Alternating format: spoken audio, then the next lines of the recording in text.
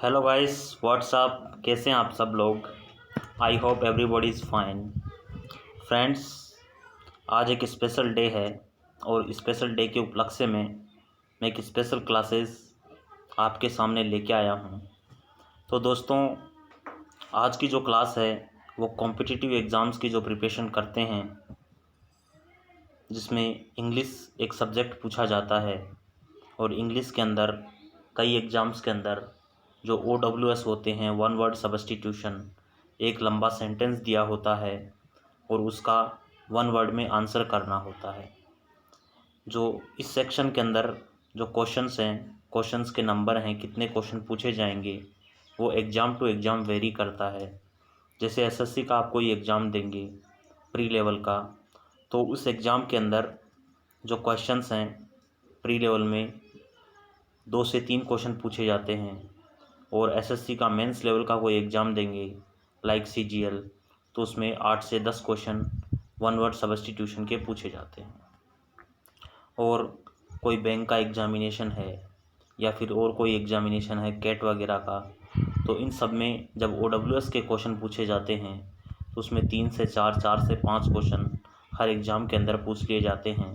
तो जितना ज़्यादा वेटेज इंग्लिश का होता है तो वन वर्ड के नंबर ऑफ क्वेश्चंस भी उस रेशियो के अंदर बढ़ते चले जाते हैं। तो फ्रेंड्स, आज एक स्पेशल डे है, आज डॉक्टर्स डे है। तो डॉक्टर्स डे के ऊपर मैंने सोचा कि एक ऐसा वीडियो बनाया जाए जिससे कॉम्पिटिटिव एग्ज़ाम्स की जो प्रिपरेशन करने वाले स्टूडेंट्स हैं उनको भी फ़ायदा मिले और हम लोग डॉक्टर्स को भी जानें कि कौन कौन से डॉक्टर्स होते हैं, कौन कौन से फील्ड के अंदर उनको स्पेशलाइजेशन होता है और कौन कौन से स्पेशलिस्ट डॉक्टर होते हैं। इन शॉर्ट में ये कहना चाहता हूँ कि आपको एग्ज़ाम के अंदर एक लॉन्ग सेंटेंस दिया जाएगा, उसमें आपको वन वर्ड में आंसर करना होगा। तो कई बार ये क्वेश्चंस जो डॉक्टर के स्पेशलाइजेशन होता है, स्पेशलाइजेशन का जो क्षेत्र होता है, फील्ड होता है, उसमें से भी क्वेश्चन पूछे जाते हैं।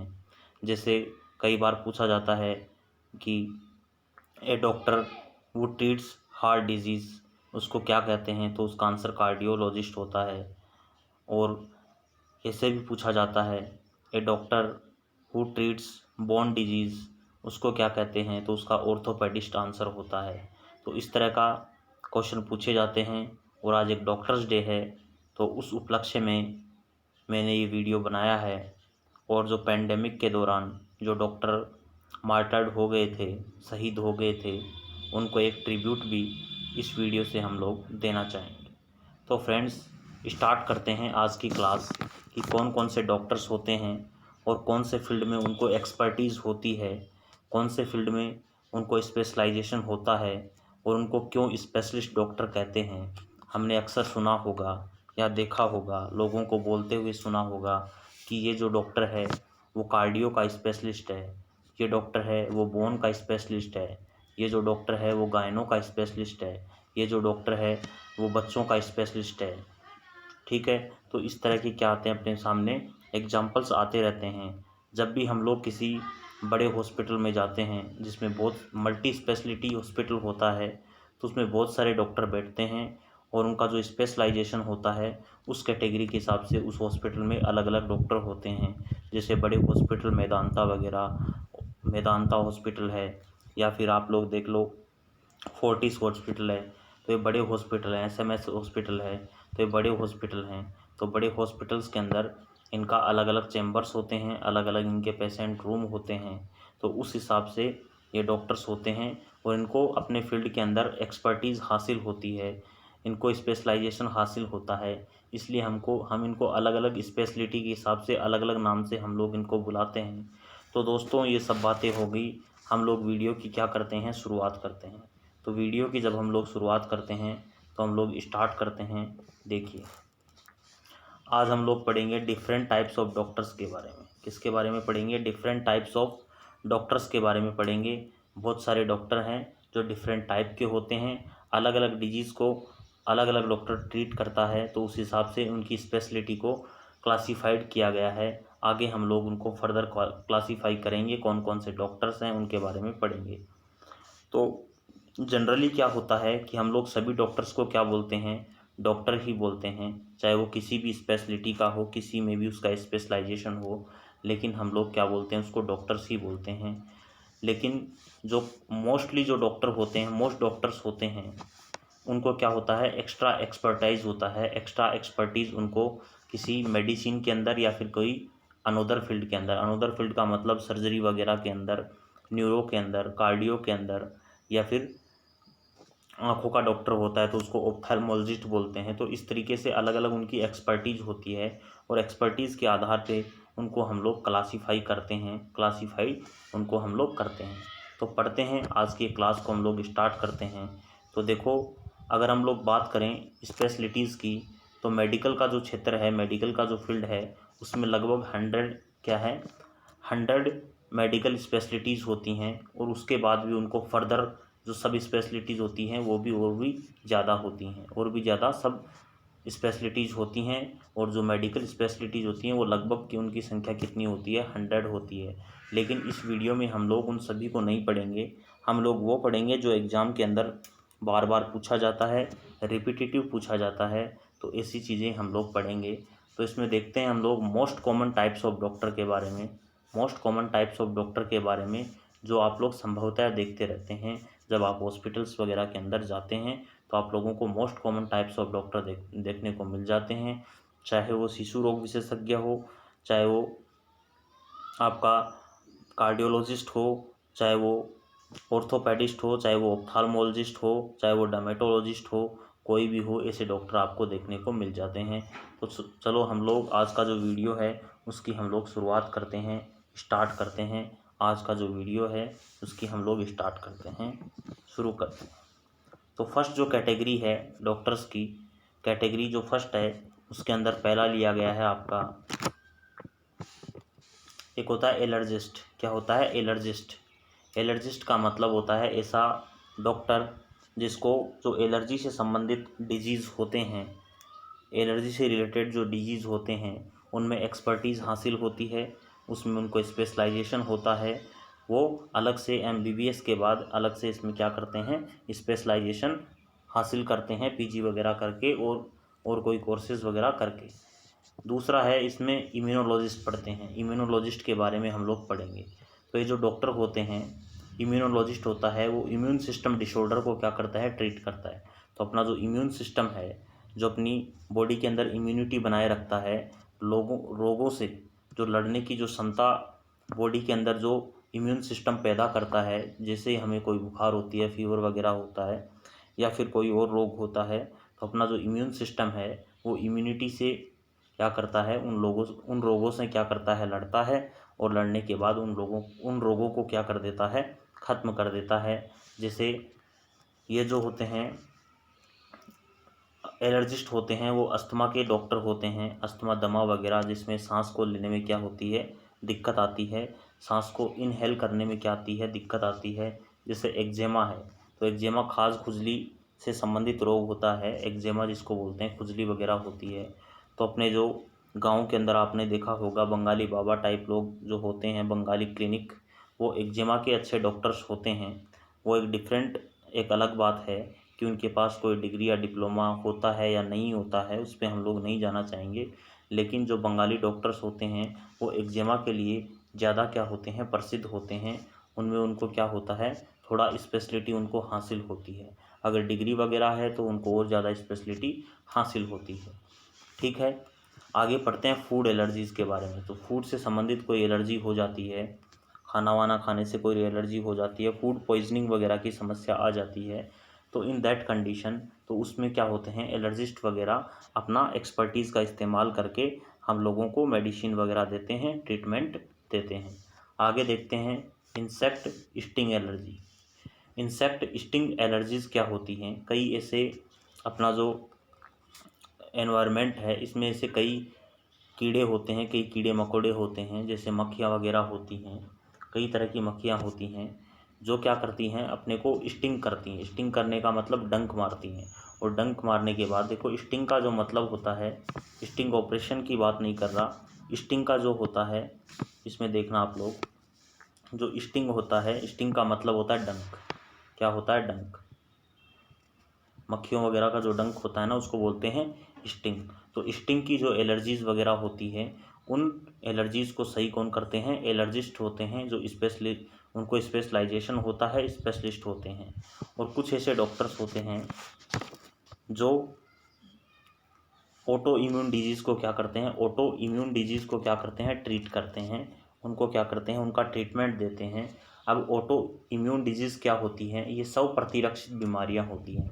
अपना जो इम्यून सिस्टम है, जिसमें एंटीबॉडीज़ और जो लिम्फोसाइट वगैरह होता है, तो कई बार क्या होता है बॉडी के अंदर, शरीर के अंदर एंटीबॉडी और लिम्फोसाइट की वजह से क्या हो जाते हैं?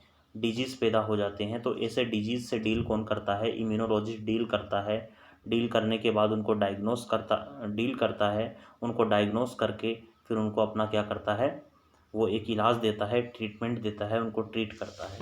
नेक्स्ट वन हम लोग पढ़ते हैं, नेक्स्ट वन है उसको पढ़ते हैं हम लोग। नेक्स्ट वन है क्या होता है? एनेस्थियोलॉजिस्ट होता है। एनेस्थेसियोलॉजिस्ट, दोबारा पढ़ते हैं इसको, एनेस्थेसियोलॉजिस्ट। इसका जो सही प्रोनाउंसिएशन है एनेस्थेसियोलॉजिस्ट। तो एनेस्थेसियोलॉजिस्ट क्या होता है? उससे पहले आप लोगों को एक वर्ड समझना होगा, एनेस्थेसिया। एनेस्थेसिया का नाम आप कई लोगों ने सुना होगा, नहीं भी सुना है तो कोई बात नहीं है, मैं बता देता हूँ।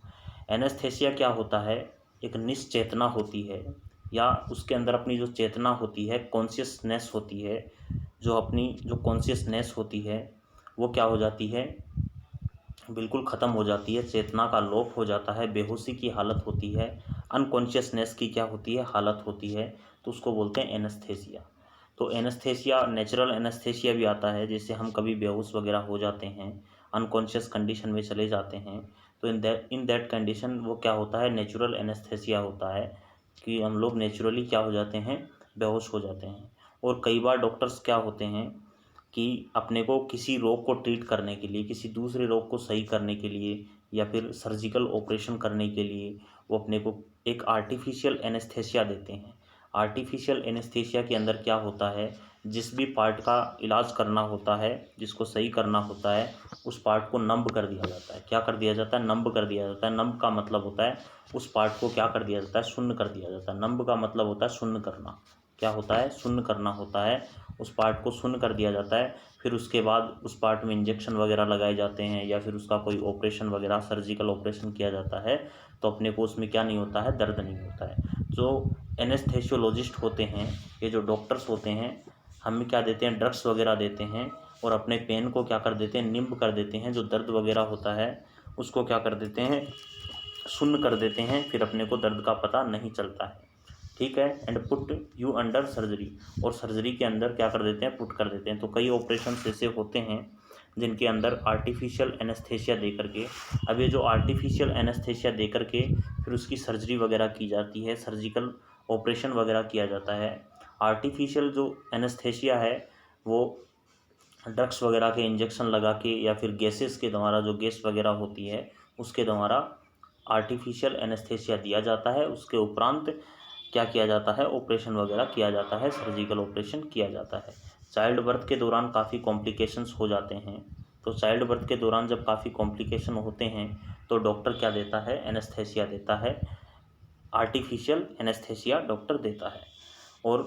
और कोई प्रोसीजर हो बॉडी का, उसमें भी आर्टिफिशियल एनेस्थेसिया देता है। तो ये जो एनेस्थेसिया का स्पेशलिस्ट होते हैं उसको हम लोग बोलते हैं एनेस्थेसियोलॉजिस्ट। क्या बोलते हैं? एनेस्थेसियोलॉजिस्ट।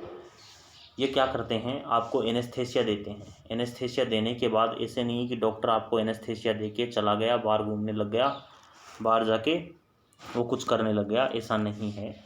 एनेस्थेसिया देने के बाद वो आपकी बॉडी के जो वाइटल साइंस होते हैं उनको क्या करता रहता है? मॉनिटर करता रहता है। उनको क्या करता रहता है?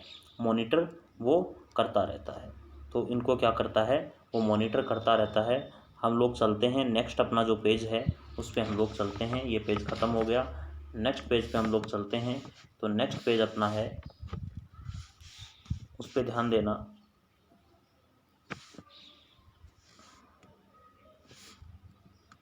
तो अगला जो आया है, अगला है कार्डियोलॉजिस्ट। क्या है? कार्डियोलॉजिस्ट। तो कार्डियोलॉजिस्ट तो आपने सुना होगा, बहुत बार सुना होगा और देखा होगा। तो कार्डियो का मतलब क्या होता है? कार्डियो का मतलब होता है हार्ट होता है, और लॉजिस्ट का मतलब होता है, लॉजी का मतलब होता है स्टडी करना, और लॉजिस्ट का मतलब होता है स्टडी करने वाला। तो जो कार्डियोलॉजिस्ट होता है वो उसने हार्ट की क्या कर रखी होती है? स्टडी कर रखी होती है। हार्ट के अलावा ब्लड वेसल्स होती हैं, उनकी भी स्टडी उसने करी रखी होती है। तो उस कंडीशन में उनको क्या होता है? स्पेशलिटी आ जाती है, तो उनको कार्डियोलॉजिस्ट बोलते हैं। ये जो एक्सपर्ट हैं वो हार्ट से और जो ब्लड वेसल्स होती हैं उनमें क्या होते हैं? एक्सपर्ट होते हैं। आप लोग इनको हार्ट फेल्योर के दौरान, हार्ट अटैक के दौरान, हाई ब्लड प्रेशर सिचुएशन के दौरान, और इरेगुलर हार्ट बीट होती है उसमें आप लोग देख सकते हो। हाई ब्लड प्रेशर होता है तो उससे जो डील करता है, ट्रीट करता है, आपको मेडिसिन वगैरह देता है, तो वो कार्डियोलॉजिस्ट ही होता है। हार्ट अटैक के दौरान, हार्ट फेल्योर के दौरान जो सर्जरी वगैरह होती है वो कौन करता है? कार्डियोलॉजिस्ट ही करता है। बात करते हैं हार्ट बीट की। तो कई बार हार्ट बीट क्या हो जाती है? कम हो जाती है, कई बार ज़्यादा हो जाती है। तो जिस कंडीशन में हार्ट बीट ज़्यादा हो जाती है उस कंडीशन को पाल्पिटेशन कहते हैं। तो पाल्पिटेशन की कंडीशन में ऐसी दवाइयाँ देता है जिससे पाल्पिटेशन कम हो जाता है। जब बीपी वगैरह बढ़ता है, हाई ब्लड प्रेशर सिचुएशन होती है, in that condition heart beat होती है वो क्या हो जाती है? ऊपर हो जाती है, ज़्यादा होने लगती है। नॉर्मली जो अपना हार्ट होता है वो 1 मिनट में 72 टाइम्स बीट करता है, धड़कता है। तो अगर 72 से ज़्यादा जा रहा है तो उस कंडीशन में पाल्पिटेशन होता है। तो ऐसे जो रोग होते हैं पाल्पिटेशन वगैरह के, तो उसमें कार्डियोलॉजिस्ट उनको क्या करता है? डील करता है और ट्रीट करता है। ठीक है, आगे हम लोग चलते हैं। नेक्स्ट में हम लोग चलते हैं। नेक्स्ट अपना क्या है उस पर हम लोग थोड़ा क्या देते हैं? ध्यान देते हैं। अगला है कोलोन। क्या है? कोलोन। तो कोलोन क्या होता है? सबसे पहले देखो, कोलोन का मतलब होता है जो अपनी लार्ज इंटेस्टाइन होती है, बड़ी आंत होती है, उसका जो मेन पार्ट होता है उसको क्या बोलते हैं? कोलोन बोलते हैं। लार्ज इंटेस्टाइन का जो मेन पार्ट होता है उसको क्या बोलते हैं? कोलोन बोलते हैं। और रेक्टल सर्जन्स क्या होते हैं? रेक्टल सर्जन होते हैं। तो रेक्टल सर्जन क्या होते हैं? किनको हम लोग रेक्टल सर्जन्स कहते हैं उस पर हम लोग बात करते हैं। तो आपने देखा होगा कि जो स्मॉल इंटेस्टाइन से संबंधित कोई प्रॉब्लम होती है, इसमें कोई स्वेलिंग वगैरह होती है, तो सूजन वगैरह आ जाती है या फिर और कोई दिक्कत होती है, तो ऐसे डॉक्टर होते हैं, उनको रेक्टल सर्जन के नाम से जानते हैं। कोलोन का आपने सुना ही होगा। कोलोन का मतलब होता है लार्ज इंटेस्टाइन का जो मेन पार्ट होता है उसको क्या बोलते हैं? कोलोन बोलते हैं।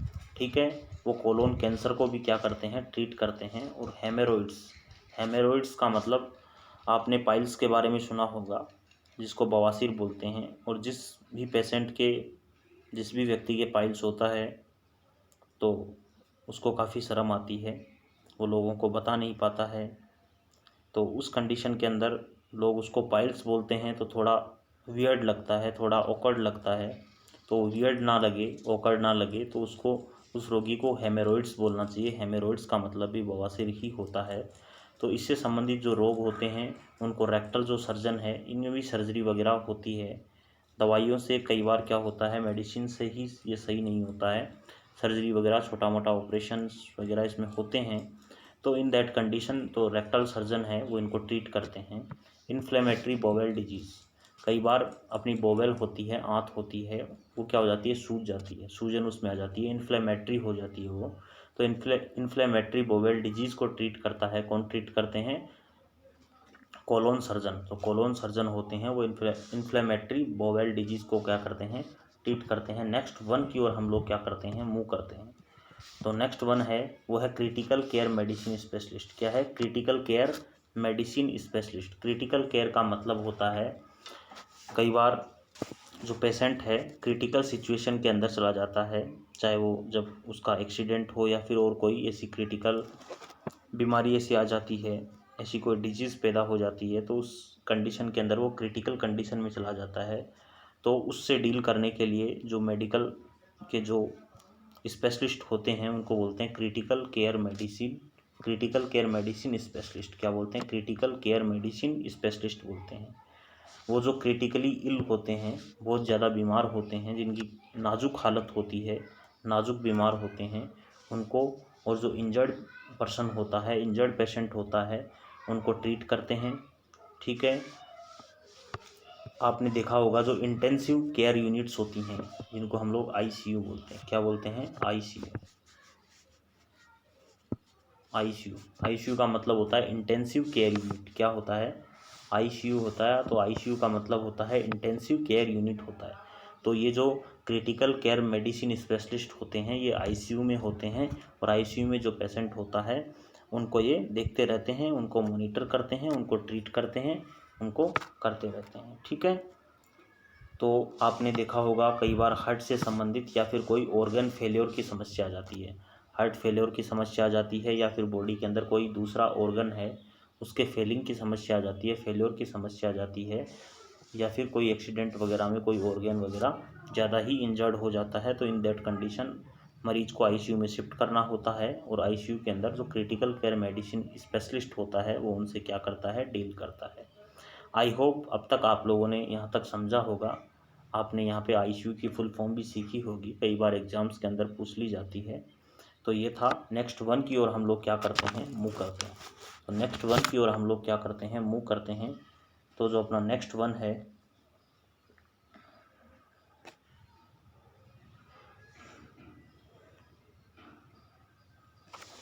नेक्स्ट वन की ओर हम लोग मूव करते हैं। नेक्स्ट वन है अपना डर्मेटोलॉजिस्ट। क्या है? डर्मेटोलॉजिस्ट। तो डर्मेटोलॉजिस्ट है वो डर्मा से बना है। किससे बना है? डर्मा से बना है। डर्मा का मतलब होता है स्किन। क्या होता है? स्किन होता है। और लॉजिस्ट का मतलब, लॉजी का मतलब मैंने पहले आपको बताया था कि स्टडी होता है। क्या करना होता है? स्टडी करना होता है। तो डर्मालॉजिस्ट का मतलब होता है त्वचा रोग विशेषज्ञ होता है। ठीक है। डर्मा से कई शब्द बनते हैं। अगली जो अपनी क्लास होगी रूट वर्ड्स की, अगर उसमें डर्मा कहीं पे आएगा तो मैं उसमें आपको 6-7 वर्ड डर्मा से बनने वाले जो वर्ड हैं उसके बारे में आपको मैं उसमें जानकारी दूंगा। फिलहाल के लिए हम लोग डर्मा के ऊपर बात नहीं करते हैं, हम लोग डर्मेटोलॉजिस्ट के ऊपर बात करते हैं। डर्मेटोलॉजिस्ट क्या होता है? तो अगर स्किन से संबंधित कोई प्रॉब्लम्स होती हैं, बालों से संबंधित कोई प्रॉब्लम्स होती हैं, या नेल्स के अंदर कोई इन्फेक्शन होता है, स्किन का कोई इन्फेक्शन, हेयर का कोई इन्फेक्शन, या फिर बालों से नाखून से संबंधित कोई इन्फेक्शन होता है, स्किन के अंदर बहुत सारे इन्फेक्शन होते हैं, कई इन्फेक्शंस आते हैं, तो उनसे डील कौन करता है? उनसे डर्मेटोलॉजिस्ट उनको ट्रीट करता है। ठीक है। आगे हेयर से संबंधित कोई दिक्कत है, तो हेयर में डैंड्रफ वगैरह ज़्यादा हो रहा है, या बाल्डनेस की जो समस्या है, प्रॉब्लम है, वो ज़्यादा बढ़ रही है। बाल्डनेस का मतलब होता है गंजापन। तो गंजापन की समस्या बढ़ रही है, तो ऐसी कुछ दवाइयाँ वगैरह, मेडिसिन वगैरह वो देता है। ठीक है। तो उसकी वजह से क्या होता है कि आपके बाल हैं वो झड़ने कम हो जाते हैं, लेकिन एक बार चले गए तो फिर वापस आते नहीं हैं, नॉर्मली नहीं आते हैं। फिर भगवान कोई चमत्कार हो, उस चमत्कार से ही आ सकते हैं। और that is a case of babas. वो एक बाबाओं का केस है, वो डर्मेटोलॉजिस्ट का केस नहीं है चमत्कार करना। तो इसका तो यही है कि हेयर, अगर आप लोगों को हेयर से संबंधित कोई दिक्कत आ रही है तो उससे क्या करते हैं? ट्रीट करते हैं। एंड नेल्स में कोई दिक्कत है, कई बार नाखून वगैरह में क्या हो जाती है? दिक्कत आ जाती है। नाखून वगैरह में कई बार ख़राब हो जाते हैं एकदम से, उसमें कुछ ऐसी डिजीज़ आ जाती हैं जिससे नाखून क्या होते हैं? बाहर निकलने लगते हैं। तो इन दैट कंडीशन डर्मेटोलॉजिस्ट उनसे क्या करता है? डील करता है। अगर आपके मोल्स हैं, मोल्स वगैरह को आप लोग हटाना चाहते हैं, चेहरे के ऊपर यहाँ पे कोई मोल्स वगैरह है, जैसे मोल्स वगैरह बड़े बड़े मोल्स बन जाते हैं, तो उनको ऑपरेशन करके उनको हटा दिया जाता है। तो वो भी डर्मेटोलॉजिस्ट के अंडर ही आता है, वो इनको केयर करता है, वो इनको ट्रीट करता है। स्कैर्स वगैरह होते हैं, एकने, एकने का मतलब होता है मुहासा, एकने का मतलब होता है मुहासा, जिसको इंग्लिश में पिंपल बोलते हैं। अब पिंपल की जो कहानी है वो कहानी बहुत ही दुखदाई हो जाती है। जब किसी लड़की के चेहरे पे कोई पिंपल निकल आता है तो पूरे मोहल्ले को एक तरह से, पूरे मोहल्ले के अंदर हल्ला मच जाता है कि पिंपल है, पिंपल है, पिंपल है। बहुत ज़्यादा खुद तो परेशान होती हैं, दूसरे को परेशान कर देती हैं पिंपल। और वहीं डिंपल निकल आएँ, हालांकि डिंपल तो क्या होते हैं? इनबॉर्न होते हैं, जन्म से ही होते हैं, लेकिन डिंपल हो जाएं तो फिर एटीट्यूड उनका 100% एटीट्यूड हो जाता है। नेक्स्ट लेवल उनका एटीट्यूड होता है। छोटे मोटे रोड रोमियोज़ को तो हवा भी नहीं मिलती है उस टाइम पे। एंड उनका जो अलग ही एक जोन होता है, उस जोन के अंदर ही होता है कि डिंपल होता है। जैसे दीपिका पादुकोण है तो उसके अच्छे डिंपल्स हैं तो काफ़ी अच्छी लगती है। अगर डिंपल्स हैं तो अच्छी लगनी ही चाहिए। तो डिंपल्स में खुश होते हैं और पिंपल्स में दुखी होते हैं, यही संसार का नियम है। आगे चलते हैं, स्किन एलर्जीज। स्किन से संबंधित काफ़ी एलर्जीज़ हैं, तो उनसे डर्मेटोलॉजिस्ट उनको ट्रीट करता है। अगर ऐसी कोई समस्याएं हैं तो डर्मेटोलॉजिस्ट है वो क्या कर सकता है, हेल्प कर सकता है। आई होप आप लोगों को ये चीज़ समझ में आई होगी। आगे बढ़ते हैं, अगला जो नेक्स्ट वन है, नेक्स्ट वन की तरफ हम लोग मूव करते हैं। तो नेक्स्ट वन है अपना ये रहा, अगला है एंडोक्रिनोलॉजिस्ट। क्या है? एंडोक्रिनोलॉजिस्ट। कलर चेंज करता हूँ इसका। अगला है एंडोक्रिनोलॉजिस्ट। तो एंडोक्रिनोलॉजिस्ट क्या होता है? तो देखो, एक होती है एंडोक्रीन। क्या होती है? एंडोक्रीन ग्लैंड होती है। अपने बॉडी के अंदर बहुत सारी ग्रंथियां होती हैं, ग्लैंड्स होती हैं, तो उनमें से एक होती है एंडोक्रीन ग्लैंड। क्या होती है? एंडोक्रीन ग्लैंड होती है, या एंडोक्रीन जो हार्मोन होता है, ठीक है। अगर उनमें कोई दिक्कत आती है, उनमें कोई डिसऑर्डर पैदा हो जाता है, तो उनको डायग्नोस करके ट्रीट करने वाला जो स्पेशलिस्ट डॉक्टर होता है उसको बोलते हैं एंडोक्रिनोलॉजिस्ट। क्या होता है? एंडोक्रिनोलॉजिस्ट। ये जो एंडोक्रिनोलॉजिस्ट है वो हॉर्मोन्स वगैरह को, मेटाबॉलिज्म को क्या करता है? ट्रीट करता है, ठीक है। इनसे जुड़ी हुई जो समस्याएं होती हैं उनको मॉनिटर करके, उनको वो डायग्नोस करके उनको ट्रीट करता है। और डायबिटीज़ से संबंधित, थायराइड की कोई प्रॉब्लम होती है, इनफर्टिलिटी की प्रॉब्लम होती है, उनको सही करता है। और कैल्शियम और बोन डिसऑर्डर की समस्याएं होती हैं, उनसे भी वो क्या करता है? ट्रीट करता है। तो एंडोक्रिनोलॉजिस्ट एग्ज़ाम के अंदर पूछा जा सकता है, क्योंकि काफ़ी क्रिटिकल वर्ड है, और बहुत से ऐसे स्टूडेंट होते हैं जो ऐसी चीज़ों को पढ़ के नहीं जाते हैं और एग्ज़ाम के अंदर आ जाती हैं। तो उस कंडीशन के अंदर उनके पास तुक्के मारने के अलावा कोई ऑप्शन होता नहीं है, ठीक है। अगर आपका तुक्का सही ऑप्शन से मैच कर जाता है तो आप लोग बिल्कुल एकदम से काफ़ी कॉन्फिडेंट हो जाते हो, लेकिन आपने तो तुक्का ही मारा है, इसलिए ज़्यादा खुश होना ज़रूरी नहीं है। नेक्स्ट वन की ओर हम लोग मूव करते हैं। नेक्स्ट वन क्या है अपना? Emergency medicine specialist. तो ये इमरजेंसी मेडिसिन स्पेशलिस्ट क्या होते हैं? तो कई बार क्या होता है, पेशेंट के सामने लाइफ और डेथ की सिचुएशन पैदा हो जाती है। तो लाइफ और डेथ से संबंधित जब सिचुएशन पैदा हो जाती है, तो ऐसे जो लोग होते हैं उनको इमरजेंसी में क्या किया जाता है, जो इमरजेंसी वार्ड होता है मेडिकल में, हॉस्पिटल के अंदर, उनमें उनको क्या किया जाता है? रेफ़र किया जाता है। वहाँ पे रेफ़र करने के बाद जो उनका इलाज वगैरह करते हैं, ट्रीटमेंट वगैरह करते हैं, उसको बोलते हैं इमरजेंसी मेडिकल स्पेशलिस्ट। क्या बोलते हैं? इमरजेंसी मेडिकल स्पेशलिस्ट, ठीक है। ये सिक और इंजर्ड पीपल लोगों का, उनका क्या करते हैं? उनका ट्रीटमेंट देते हैं, उनको ट्रीट करते हैं। एंड ये इमरजेंसी रूम के अंदर ही होते हैं। इनका जॉब होता है लाइफ को सेव करना, लाइफ को क्या करना? लोगों की ज़िंदगियों को बचाना होता है। और जो डिसेबिलिटी के जो चांसेस होते हैं, क्या होते हैं? एक मिनट। और जो डिसेबिलिटीज़ के जो चांसेस होते हैं, उन चांसेस को कम करना होता है, कि मरीज़ के अंदर जो डिसेबिलिटी पैदा होती है उसको बिल्कुल क्या कर देना होता है? कम कर देना होता है। हो सके तो उसको बचाना होता है, अवॉइड करना। यहाँ बचाने के सेंस में है, डॉक्टर के बचने के सेंस में नहीं है कि डॉक्टर इन चीज़ों से बचेगा, डॉक्टर तो इलाज करेगा ना। तो अवॉइड का सेंस यहाँ पे आप लोग चांसेस ऑफ डिसेबिलिटी को कम करने से लोअर करने से उसका सेंस यहाँ पे बनता है। Sense is very important when you are learning English. Okay, next one पे हम लोग क्या करते हैं, एक बार नीचे देखते हैं इसमें है क्या। चलो नहीं है, नेक्स्ट वन की ओर हम लोग मूव करते हैं। 4 नंबर पेज है, लास्ट पेज अपना। तो इस पे हम लोग क्या करते हैं, मूव करते हैं। तो इसको थोड़ा सा मैं क्या करता हूँ, बड़ा करता हूँ।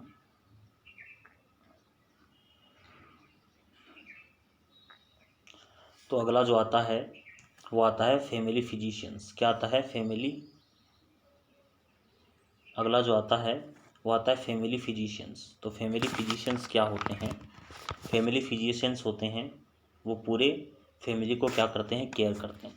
देखो, इंडिया के अंदर क्या होता है, इंडिया के अंदर पुअर क्लास भी है, मिडिल क्लास भी है, रिच पीपल भी हैं, रिचर भी हैं, रिचेस्ट भी हैं, और अंबानीज भी हैं, अडानीज भी हैं। तो जो बड़े लोग होते हैं, रिचर पीपल होते हैं, रिचेस्ट पीपल होते हैं, उनके अपने फैमिली डॉक्टर्स होते हैं, फैमिली फिजिशियंस होते हैं। वो उनको टाइम टू टाइम उनका चेकअप्स करते रहते हैं, उनका देखभाल करते रहते हैं। तो जो इंडिया के अंदर जो रिच है, रिच एक वर्ब है, और रिच जो वर्ब है उसकी 3 डिग्रीज होती हैं। एक होती है रीच, रीचर और रिचेस्ट। इंडिया के अंदर होती है रीच, रीचर और अंबानी। ठीक है, और भी इसको थोड़ा सोफिस्टिकेटेड करें तो रीच, अडानी, अंबानी। ये रीच की क्या होती हैं? पॉजिटिव, कॉम्पेरेटिव और सुपरलेटिव डिग्री होती है। कॉम्पेरेटिव डिग्री में अडानी आता है एंड सुपरलेटिव डिग्री के अंदर कौन आता है? अंबानी आता है। These are the degrees of reach in India, specially in India. India में होता है। तो जो पूरा फैमिली होता है उनका केयर करता है, उसमें बच्चे वगैरह, एडल्ट्स वगैरह, जो एल्डरली पर्सन हैं उनको भी क्या करते हैं? वो ट्रीट करते हैं, देखते हैं, उनकी देखभाल करते हैं, उनकी मॉनिटरिंग करते हैं, स्क्रीनिंग वगैरह करते हैं। रूटीन चेकअप्स के लिए आते हैं। बड़े बड़े परिवारों में, बड़े बड़े घरों में ऐसा होता है, उनके फैमिली फिजिशियंस होते हैं। स्क्रीनिंग टेस्ट होते रहते हैं एंड फ्लू वगैरह को चेक कर लेते हैं और इम्यूनाइजेशन का शॉट वगैरह वो लगा देते हैं। अब जो अपनी वैक्सीन है, कोविड वैक्सीन, उससे क्या होता है कि इम्यूनिटी बूस्ट होती है, ताकि वो कोरोना का जो वायरस है उससे वो लड़ सके, फाइट कर सके। तो वो भी एक क्या है? इम्यूनाइजेशन शॉट है। कोरोना की वैक्सीन है वो एक इम्यूनाइजेशन शॉट है। ठीक है, इम्यूनाइजेशन का आपको शॉट दिया गया है ताकि आपकी इम्यूनिटी बढ़ जाए, और जो कोरोना जब आप लोगों पे लंग्स वगैरह पे अटैक करे तो उसको ये इतनी ज़्यादा एंटीबॉडी बना देता है, इम्यूनिटी बूस्ट कर देता है, जिससे क्या होता है कि वो कोरोना से लड़ पाता है और वो सही हो जाता है। तो इम्यूनाइजेशन शॉट होते हैं वैक्सीन वगैरह। एंड डायबिटीज़, बड़े बड़े घरों में डायबिटीज़ के रोगी ज़्यादा मिल जाते हैं।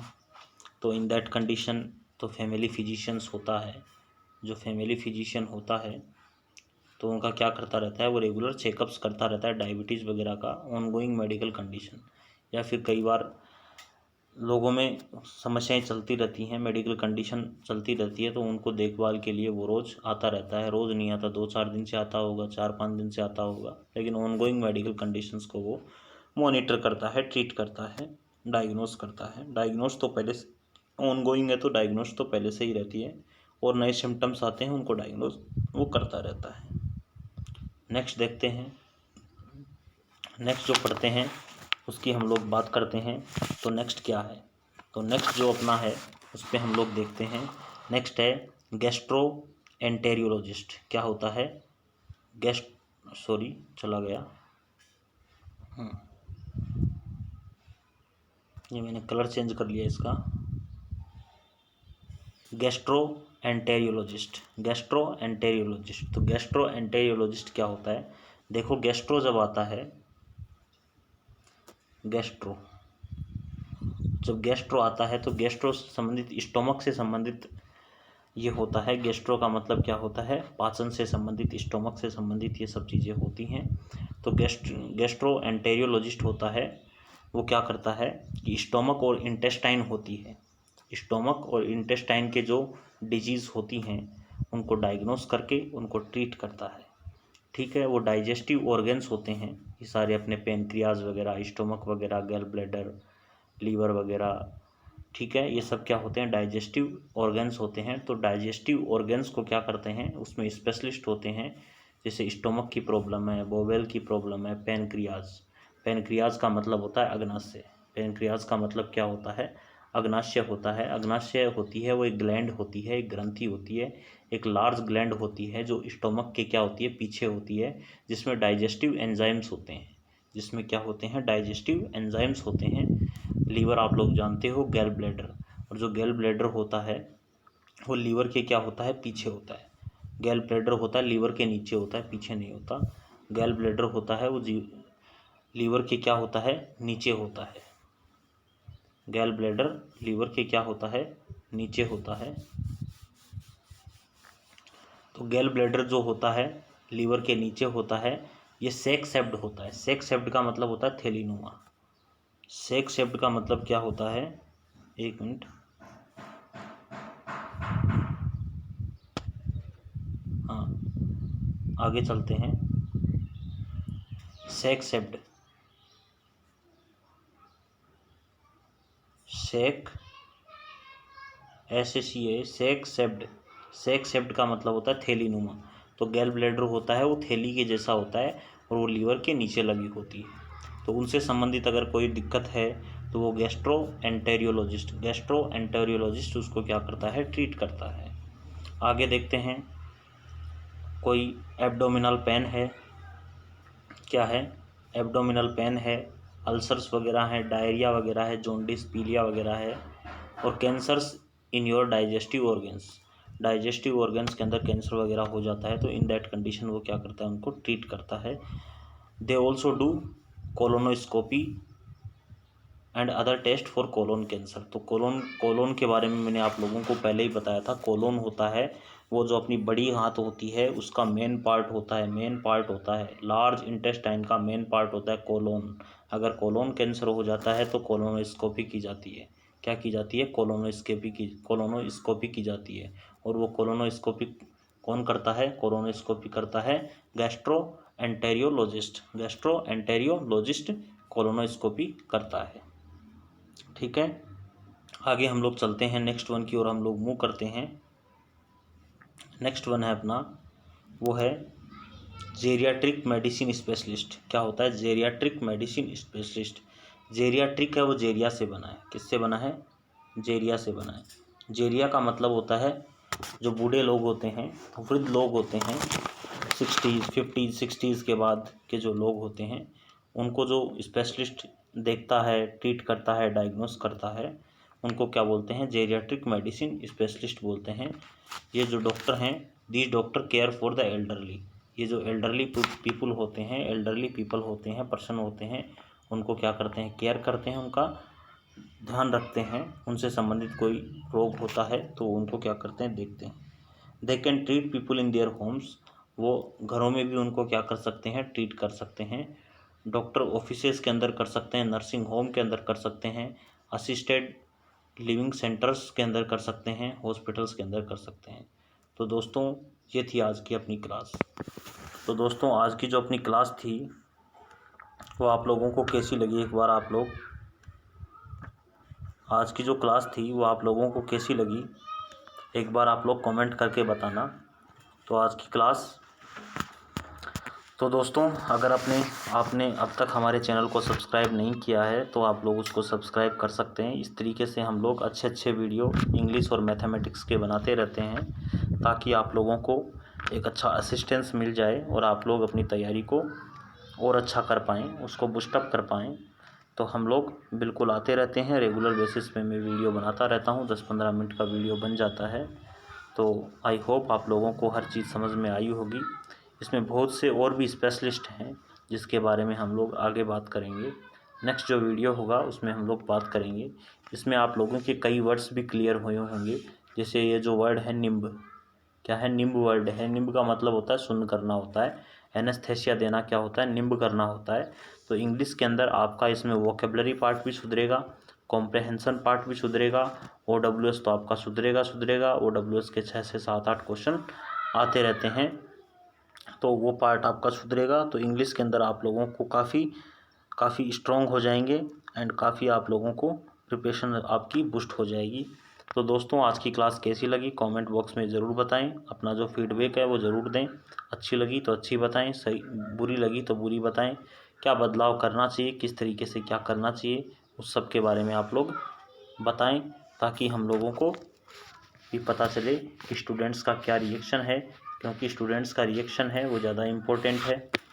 ठीक है friends, thanks for watching the video, keep supporting us and if you haven't subscribe my channel till now then subscribe it and don't forget share and liking and hit the bell icon to get timely notification so that you can touch the notification and directly switch to the class। ठीक है friends, videos आते रहेंगे, enjoy करिए। ठीक है, thanks for watching again.